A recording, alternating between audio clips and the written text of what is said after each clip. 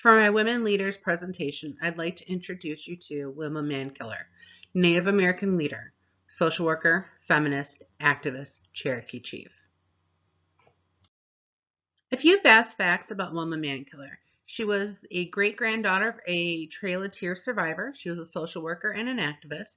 She was active in the Native American rights movement and in the Alcatraz occupation. She was the first female principal chief of the Cherokee Nation. She was the first elected female principal chief of the Cherokee Nation and the first female chief of a major tribal government in the United States.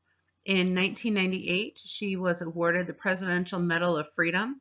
She was inducted into the Oklahoma Women's Hall of Fame and the National Women's Hall of Fame. She received an honorary degree from Yale University, and Harvard University presented her with an American Leadership Award. Wilma Mankiller is the great-granddaughter of John Mankiller, who was a Cherokee that was forced to relocate during the Trail of Tears.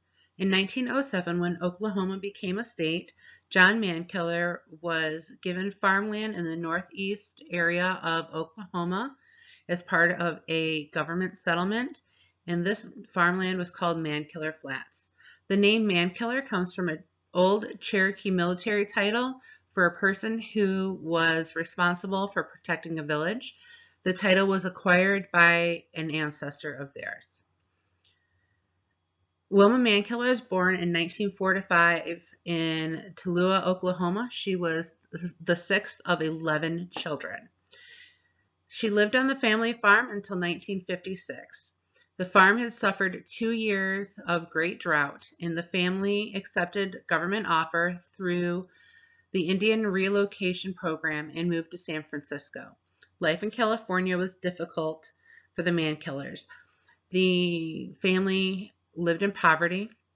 Her father was not able to have a steady job like was promised from the relocation program. The family faced prejudices and cultural issues, and especially considering her last name, Wilma was bullied in school. After Wilma graduated high school, she attended Skyline Junior College and then transferred to San Francisco State College. She attended San Francisco State from 1963 to 1965.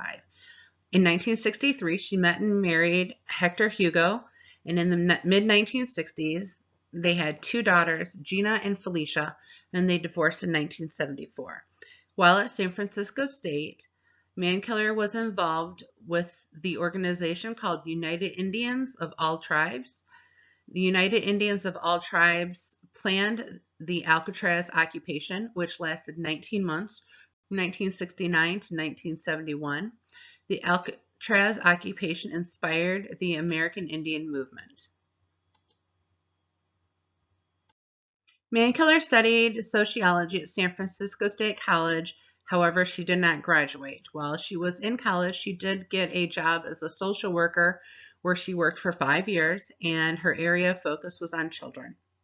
In 1969, she became very active in the Native American rights movement.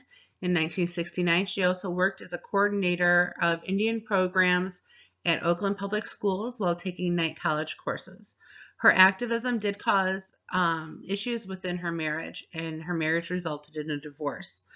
In 1977, with her 2 daughters in tow and $20 to her name and no real housing to look forward to when she got there, she decided to move back to Oklahoma to reclaim Mankiller Flats.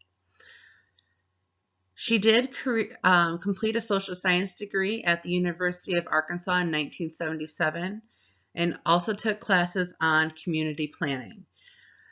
The community planning classes really helped out because she had founded the Community Development Department for the Cherokee Nation.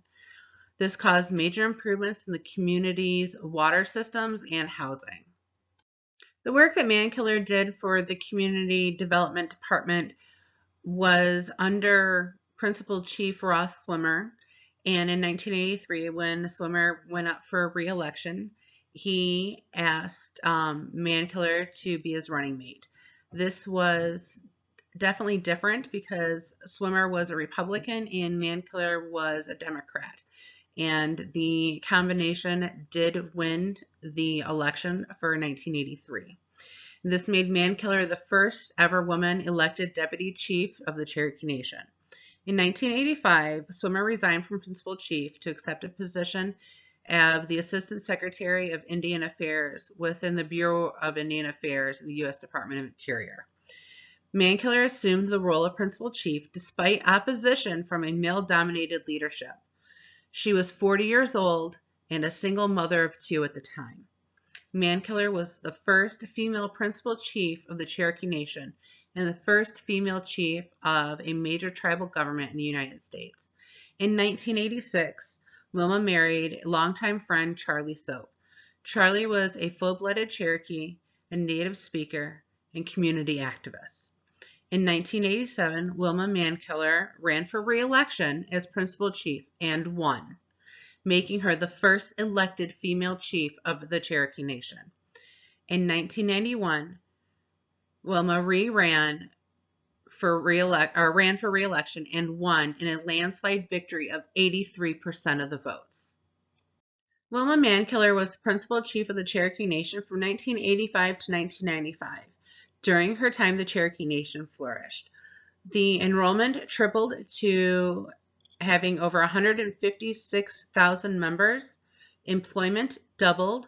Educational achievement improved. The infant mortality rate declined. Community planning and growth in the Northeast Oklahoma area included new housing, health centers, and children's programs. And in 1990, she signed a historic self-determination agreement with the U.S. government. The Bureau of Indian Affairs surrendered direct control over millions of dollars in federal funding to the tribe. Wilma Mankiller was influenced by her Cherokee ancestors and the trials that they had survived, especially the women. She was also inspired by Richard Oakes and the Alcatraz occupation. Wilma Mankiller was a very influential leader for not only the Cherokee Nation and the Native American people, but for America and women and girls as a whole. She's quoted to say, prior to my election, young Cherokee girls would never have thought that they might grow up and become chief. Mankiller's story should empower people to get involved and make real differences regardless of their current standing and position in life. Wilma Mankiller overcame hardships and obstacles within her life to become the leader and woman that she was. She overcame generational trauma, family poverty, relocation, cultural issues, bullying, harassment, the death of one of her older brothers from a fire, her father from kidney disease, her best friend from a car accident that she was also involved in. Mankiller had to undergo 17 surgeries to reconstruct several areas of her body, including her face and legs from this accident. She had medical issues most of her life, including kidney disease that started at the age of 19. She had kidney transplants.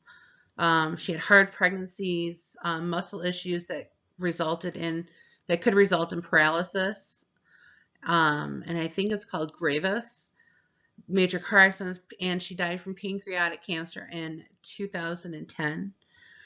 During her candidacy, she faced considerable gender prejudice from the male-dominated tribal society of the Cherokees. She received repeated threats on her life and had her car tires slashed. Wilma Mankiller has stated that she had ran into more discrimination as a woman than she did as an Indian. I think that her life was very powerful and very meaningful, and she is a great leader, not just of the Cherokee people, but for women, for girls, and for everyone. And I was really heartfelt and humbled when I researched her story, and I hope that you are from my presentation. Thank you.